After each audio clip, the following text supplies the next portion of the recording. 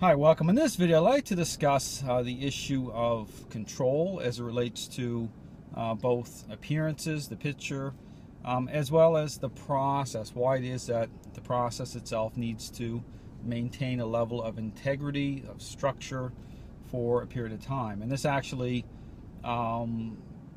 plays off a situation I'm currently involved with, and a question actually came from a family member regarding how things appear, and very interesting. So again, I'm going to talk about the situation, but not using names or anything like this. This is merely to help others, because there's a lot of common threads here, common dynamics when it comes to situations where dogs will gain a level of control. And in this situation involving a German Shepherd, this dog has in fact gained a high level of control. And the thing that I found very interesting, which again I talk about, the family had just, prior to me getting involved in this, it just achieved the Good Citizen Award for this dog. So again, just encourage you to think about that. It's a common theme throughout when I talk about how learning's applied, how it is that dogs are able to hold control through the process. When you approach process as a learning-based exercise, the system of training advocates the process using specific interactions. And so so dealing with the situation, again, an interesting question came through one of the owners of within the family, was that through the structure, through the crate, using the crate the way that it's way I incorporate as part of the process, their dog really acts up within the crate, especially when people come to the door.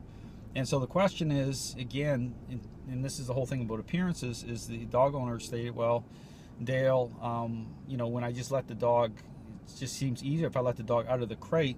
The dog immediately de-escalates that level of a state of mind of the dog expressing at that high level, and when the dog meets the person, the dog just settles down. Now, that's a great question, but it's also a great observation in terms of when I talk about why it is that things are not always what they appear in the context of control. And as a dog gains control, okay, here's the issue. When a dog has gained control in their relationship, a dog will and can look very balanced at times, okay? Because control itself, through gaining fulfillment that way, will cause a dog to settle, okay, to settle in, but not settle in a good way, okay? And this is why the interactions, if you think about the interactions and why the system of training advocates the way that it does, it exposes control, okay, exposes the real deal. It forces the cards down onto the table. So you're able to reconcile through the reaction of the dog, through specific interactions, you're able to reconcile what's really happening in the relationship, where you're truly standing in the relationship. And then when you apply that, okay, if you look at the reaction of the dog to these interactions, and you apply that to how the dog's responding, which will appear almost like on the fringes of, and I say fringes of because, again, certain interactions, a dog's interacting certain ways, you'll see it. You'll say, wow, this is why the comment often that I'll get is, my dog, is pretty good except. Well, again, that shows the kind of contrast there. If you think about the pretty good part in terms of control and how things can appear a certain way and not be, and then the accept part through certain interactions that exposes, okay, the true nature of the relationship, things begin to make sense. So this whole thing about accommodation, okay, if you look at why it is that you need, when I talk about the process, when I talk about why it needs to be interaction based in a very specific way through the method, how you're interacting with your dog for the dog to come into agreement with, okay? And that's one of the things you talk about.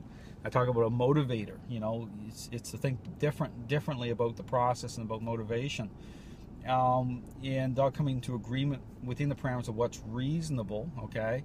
But why does the structure needs to hold together? It's no different too. I use this example often, like my selfish child example, applying that to, in terms of dogs as social animals.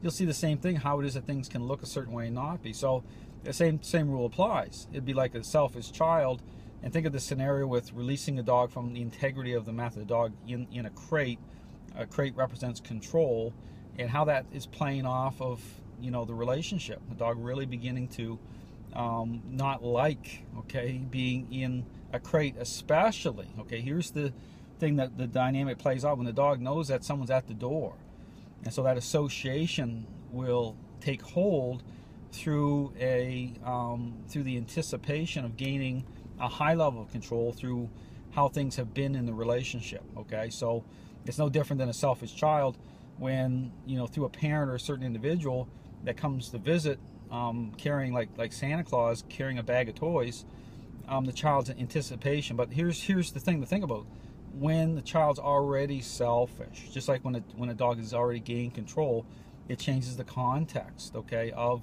certain interactions. Okay, people coming to the door, okay, how that plays off the state of mind of a dog that already has gained a level of control.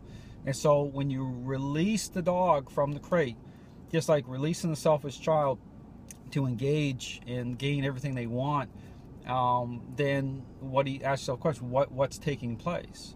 Okay, your things appearing to be more calm, but can you trust that? Can you trust that just at a physical level? Can you trust that picture, that appearance-based picture? Well, absolutely not. Okay, you have to look at the motives.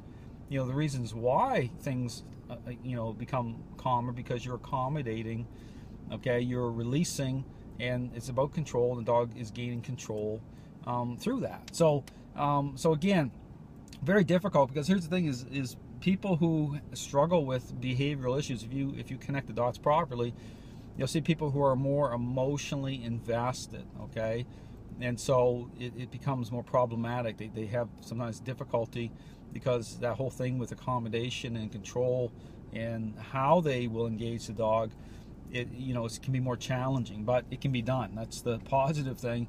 But they have to, the getting it done part is about seeing it, reconciling. So when you frame it up properly, they will see it more clearly, because they're able to reconcile it. Just like going through the example I used with the selfish child example, it's very helpful because it helps people understand the context and the reasons why they're doing what they're doing. So again, just the thing to really understand is why the structure needs to hold together, why it's not a good idea to just release the dog from the structure, from the process. It needs to stay together, maintain integrity through both structure and the interactions which are creating change. So here's the thing, is when you're using a structure and using the crate effectively, and even those take on different meaning, because dogs really understand what's happening, the depth of what's happening based on how you're interacting. And so what happens is they take on different meaning. And so through that you need to really consider why it is that things need to hold together, maintain their integrity for a period of time, because the crate and structure isn't just about control and managing a problem anymore, not getting anywhere. The interactions that you're engaged with, they create change. So there's a duality, okay? So it's not just control anymore and you're just stagnant.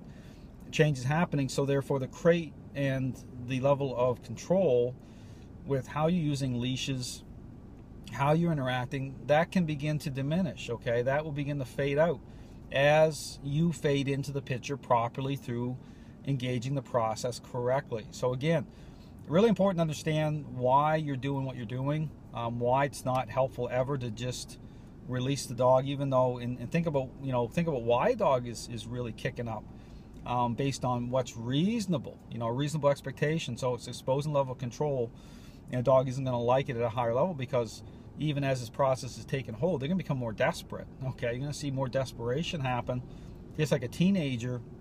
When you begin to put them under a structure, begin to kind of set boundaries and limits, they're going to kick up, okay? Because again, it's about control. It's about them wanting to do what they want to do. And so when you're trying to gain parental influence, you're going to see the same type of contrasting. You're going to see the same type of kind of trying to counter what's going on, the not liking part of it. But you have to push through, okay? You have to understand why it's important that everything holds together the way that it needs to for a desired outcome. So again, I just want to bring that up because it's something I'm dealing with right now. It was a great question, because it really it's very very much just shows you, you know, how things can look a certain way and not be. Even why people get certificates, okay, and you know, and then wonder why things are so disconnected. You know, the issue about appearances. So again, something to think about the process, integrity, control, and you just can't go by what you see. You have to put it to the test. So thanks for watching.